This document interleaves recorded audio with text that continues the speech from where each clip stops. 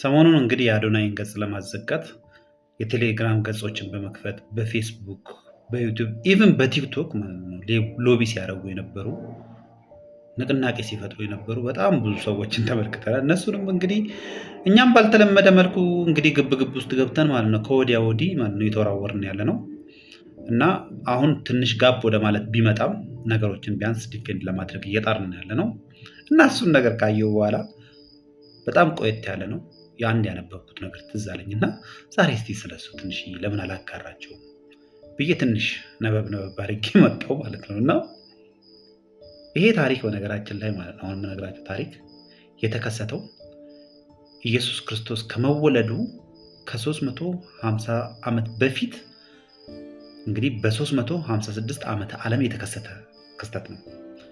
በዛ ጊዜ በነገራችን ላይ ማለት ነው ሄሮስትራተስ የሚባል አንድ ቱርካዊ ድሮ ያው የኤፌሶን ነዋሪ ነበረ። በዛ በኤፌሶን ውስጥ አንድ በጣም ታላቅ ቤተ መቅደስ ነበረ። ያ ቤተ መቅደስ በነገራችን ላይ ማለት ነው ከሰባቱ ወንደሮች እንግዲህ ዓለም ላይ ካሉ ወንደሮች እንደ ኢጅፕት ፒራሚድ፣ እንደ ግሬት ዎል ኦፍ ቻይና እና ሌሎች። በነገራችን ላይ ያ ቤተ መቅደስ አርጤሚስ ቤተ መቅደስ ይባላል።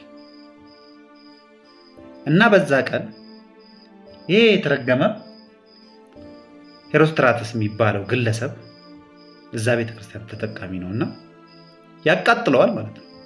አነደደው እና በቃ ሹማምንቱ ደንግጠው፣ ቄሶቹ ምናምን ደንግጠው ሲያፈላልጉ እሱን ያገኙታል፣ ይታሰራል። እና ምርመራ ሲደረግበት ለምንድን ነው ያቃጠልከው ሲባል ምን እንዳላቸው ታውቃላችሁ?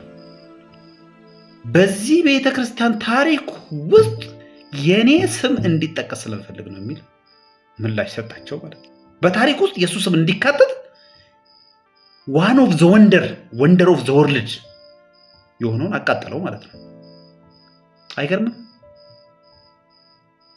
ከዛም ሹማምንቱ ምናምን በቃ ተቃጠሉ፣ አበዱ። ምን ያደርጉት? ምንም ሊከሰው አይችልም። በቃ በዛን ጊዜ የመጣላቸው ሀሳብ ምንድን ነው?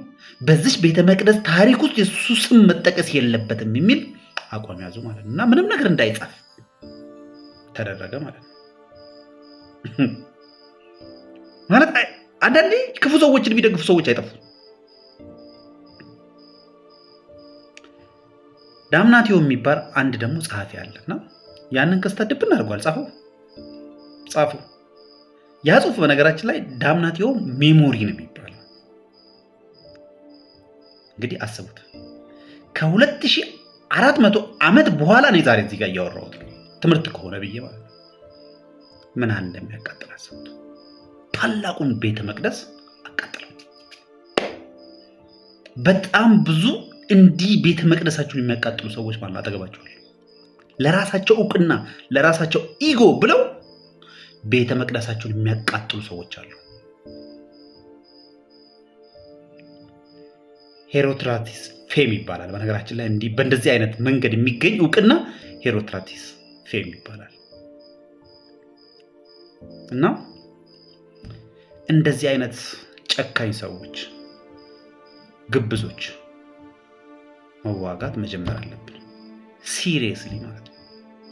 እንደነኚህ አይነት ቴምፕላችንን የሚያቃጥሉ፣ ወንደራችንን የሚያቃጥሉ ሰዎች ልንታገላቸው ይገባል።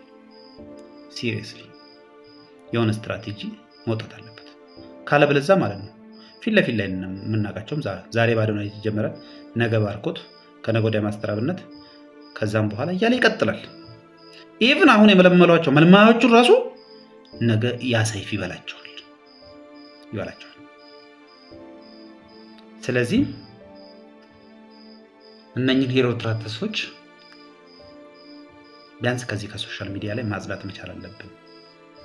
በሄዱበት ቦታ እየተከታተል እርምጃ ልንወስድባቸው ይገባል ብዬ አስባለሁ። ነግበኔ ነው። አንተ ያለህን ቤተ መቅደስ ጥሩ ሰዎች መጠበቅ ካልቻልክ